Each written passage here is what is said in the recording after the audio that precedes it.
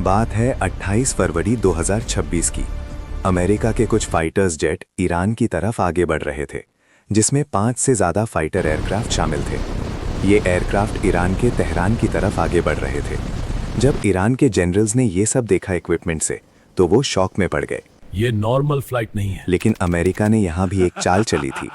जो aircraft Iran के generals ने देखे, वो नकली थे, उनको गुमराह करने के लिए, ताकि ईरान को धोखा लगे और उनका ऑपरेशन सक्सेसफुल हो।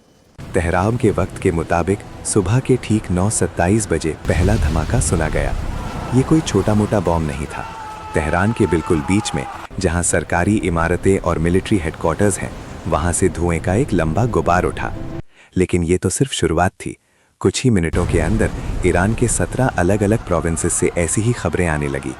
इजराइल ने अपनी पूरी ताकत झोंक दी थी। उनके 200 से ज़्यादा F-35 और F-15 फाइटर जेट्स ने ईरान की बॉर्डर्स को ब्रीच कर दिया था। इस ऑपरेशन को इजराइल ने नाम दिया था ऑपरेशन रोरिंग लायन। लेकिन इजराइल अकेला नहीं था। पीछे से सपोर्ट मिल रहा था दुनिया की सबसे बड़ी सुपर पावर यूनाइटेड स्टेट्स का। यूएस ने इसे ऑपरेशन एपिक फ्यूरी कहा। यूएसए और इजरायली फोर्सेस ने ये जॉइंट मिशन स्टार्ट किया। अटैक का फोकस मेनली ईरान के मिलिट्री और न्यूक्लियर रिलेटेड इंफ्रास्ट्रक्चर पर था। Targets include missile basis, air defence systems, nuclear facilities जैसे नेतान्स और Isfahan, military command centres, government linked compounds.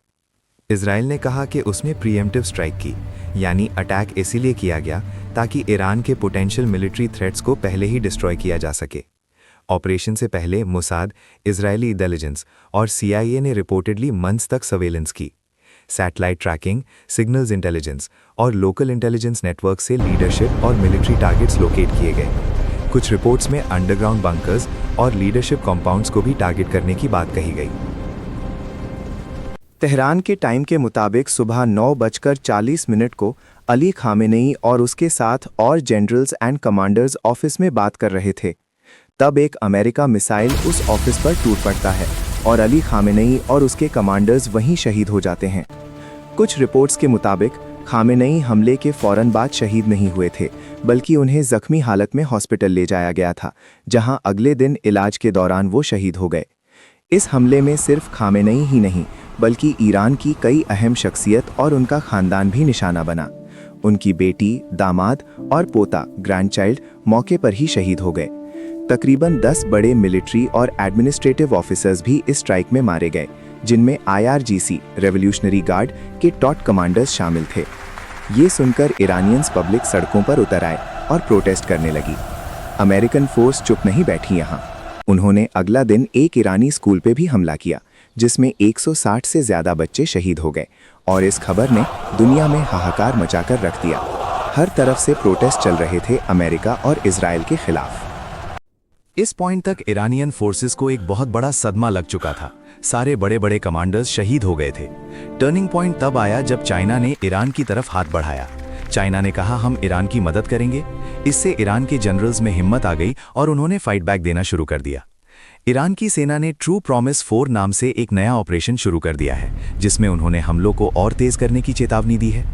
Iran ने रिटेलिएट करते हुए दुबई, UAE, बहरीन और सऊदी अरेबिया में मौजूद अमेरिकन मिलिट्री बेसिस और एनर्जी इंफ्रास्ट्रक्चर पर मिसाइल्स और ड्रोन से हमले किए हैं। इराक और कतर में स्थित अमेरिकन ठिकानों, बेसिस पर भी ईरान ने ड्रोन और मिसाइल अटैक किए हैं। रिपोर्ट्स के मुताबिक रशिया बैक चैनल से ईरान की मदद कर रहा है और उन्हें अमेरिकन शिप्स और बेसिस की सटीक जानकारी दे रहा है। अगर देखा जाए तो अभी तक जीत इजराइल और अमेरिका की हुई है, लेकिन फाइनेंशियली देखा जाए तो अमेरिका का बहुत बड़ा नुकसान हो रहा है। ईरान के ड्रोन की कीमत लगभग 18 लाख है, और वही ड्रोन गिराना के लिए अमेरिका को 125 करोड़ से ज़्यादा की मिसाइल इस्तेमाल करनी पड़ रही है, जो आगे जाके अमेरिका के लिए एक बहुत बड़ा सदमा बनने वाला है। अमेरिका के लिए सबसे बड़ी टेंशन तब सामने आई जब ईरान ने स्ट्रेट ऑफ हार्मोज बंद किया। स्ट्रेट ऑफ हार्मोज अमेरिका के लिए एक गर्दन होती है डॉलर के लिए। स्ट्रेट ऑफ हार्मोज को बंद करने से दुनिया का 20% ऑयल ट्रांसपोर्ट बंद हो गया, जो अमेरिका के लिए डॉलर का काम करती थी। अभी देखा जाए तो कुछ रिपोर्ट्स के अनुसार बताया जा रहा है कि ईरान ने सिर्फ 2 कंट्रीज के लिए स्ट्रेट ऑफ हार्मोज ओपन रखा है। एक है रशिया और दूसरा चाइना। इसका कर्ज हम इंडियंस को भी चुकाना पड़ सकता है। पेट्रोल का प्राइस 400 से 500 तक जा सकता है, जो दुनिया के लिए एक बड़ी इकोनॉमिक डिजास्टर बन सकती है। सबसे बड़ा और चर्चित हमला 4 मार्च को हुआ। जब अमेरिकन नेवी की एक फास्ट अटैक सबमरीन ने ईरानियन वॉरशिप IRS देना को टॉर्पीडो से निशाना बनाया। अमेरिकन सबमरीन ने मार्क 48 टॉर्पीडो का इस्तेमाल करके IRS देना को श्रीलंका के गाले तट से लगभग 46 नॉटिकल माइल्स दूर अंतर्राष्ट्रीय जल इंटरनेशनल वाटर्स में डुबा दिया। ये जहाज़ भारत के विशाखापट्टनम में मिलान 2026 नेवल एक्सरसाइज में हिस्सा लेकर वापस लौट रहा था। हमले में लगभग 87 ईरानियन सेलर्स की मौत हो गई, जबकि 32 को श्रीलंकन नेवी ने रेस्क्यू किया। 8 मार्च 2026 तक ईरान, इजराइल और यूनाइटेड स्टेट्स के बीच चल रहा कॉन्फ्लिक्ट अपने 9वें दिन में दाखिल हो चुका है। अब ये कॉन्फ्लिक्ट एक रीजनल क्राइसिस बन चुका है। इसमें भारी जान माल का नुकसान हुआ है, इंफ्रास्ट्रक्चर को काफ़ी डैमेज पहुंचा है और दुनिया भर में एनर्जी सप्लाई भी डिस्टर्ब हुई है। इजराइल और अमेरिका ने जंग का नया फेज़ शुरू कर दिया है। इस फेज़ में तेहरान और ईरान के कई दूसरे शहरों पर इंटेंस एरियल बॉम्बार्डमेंट किया जा रहा है। अमेरिकन B-2 स्टेल्थ बॉम्बर्स ने डजन्स 2000 पाउंड के पेनिट्रेटर बॉम्ब्स ड्रॉप किए हैं। इन बॉम्ब्स का यूज़ ज़मीन के अंदर गहरे बने ईरानियन मिसाइल लॉन्चर्स को डिस्ट्रॉय करने के लिए किया गया। दूसरी तरफ ईरान ने भी जवाब दिया है। ईरान ने अपने रिटेलिएशन को 27th वेव कहा है, जो ऑपरेशन ट्रू प्रॉमिस 4 का हिस्सा है। इसमें ईरान ने मिडिल ईस्ट में मौजूद अमेरिकन एसेट्स और इजरायली मिलिट्री फैसिलिटीज़ को टारगेट किया। कैजुअल्टीज़ भी काफ़ी ज़्यादा रिपोर्ट हुई हैं। ईरान में अब तक 1300 से ज़्यादा लोगों की मौत रिपोर्ट की गई है। इनमें कई हाई रैंकिंग मिलिट्री और पॉलिटिकल लीडर्स भी शामिल हैं। इजराइल में कम से कम 11 लोगों की मौत कंफर्म हुई है। साथ ही बेट शेमेश और सेंट्रल टेल अवीव जैसे शहरों में काफ़ी डैमेज रिपोर्ट हुआ है। अमेरिकन फोर्सेस भी इस कॉन्फ्लिक्ट में अफेक्टेड हुई हैं। पेंटागन ने कंफर्म किया है कि अब तक 6 अमेरिकन सोल्जर्स इस जंग में मारे जा चुके हैं। पॉलिटिकल लेवल पर भी टेंशन काफ़ी बढ़ चुकी है। यूनाइटेड स्टेट्स के प्रेसिडेंट डोनाल्ड ट्रंप ने तेहरान से अनकंडीशनल सरेंडर की डिमांड की है। उनका कहना है कि ये वॉर पहले ही जीती जा चुकी है। यूएस एडमिनिस्ट्रेशन ने कांग्रेस को बाईपास करके $151 मिलियन की इमरजेंसी आर्म सेल इजराइल को अप्रूव कर दी है। दूसरी तरफ ईरान के ऑफिशियल्स ने कहा है कि भारी नुकसान के बावजूद भी ईरान सीज फायर की डिमांड नहीं कर रहा और यूएस के साथ नेगोशिएशंस को रिजेक्ट कर दिया गया है। इंटरनेशनल लेवल पर भी रिएक्शन आने लगे हैं। सऊदी अरेबिया और गल्फ रीजन के दूसरे कंट्रीज ने डजन्स ईरानियन प्रोजेक्टाइल्स को इंटरसेप्ट किया है। अब सवाल ये आता है कि क्या अमेरिका रिग्रेट कर रहा है जंग में घुसने के लिए, जिसका जवाब है हाँ।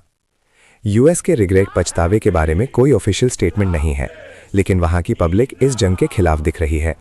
8 मार्च 2026 तक के हालात के मुताबिक जो ट्रंप पे एक मल्टीपल प्रेशर बनता जा रहा है। कई जगहों पे तो यूएस के फोर्सेस भी ट्रंप के इस फैसला पे गुस्सा है। 2-3 स्पेशल फोर्सेस को तो अरेस्ट भी किया जा चुका है। ईरान के फॉरेन मिनिस्टर ने वार्न किया है कि अमेरिका को अपने एक्शंस पर पछतावा होगा। एक्सपर्ट्स का मानना है कि अगर जंग लंबी खिंची या ज़्यादा अमेरिकन सोल्जर्स की जान गई तो पॉलिटिकल और इकोनॉमिक प्रेशर बढ़ सकता है। अब फिलहाल फाइनेंशियली अगर देखा जाए तो अमेरिका को बहुत बड़े नुकसान का सामना करना पड़ रहा है, क्योंकि उनकी टेक्नोलॉजी एक तो एक्सपेंसिव है और बहुत एडवांस। आज के वीडियो में बस इतना ही। अगर आपको वीडियो पसंद आई हो तो सब्सक्राइब करना। थैंक्स।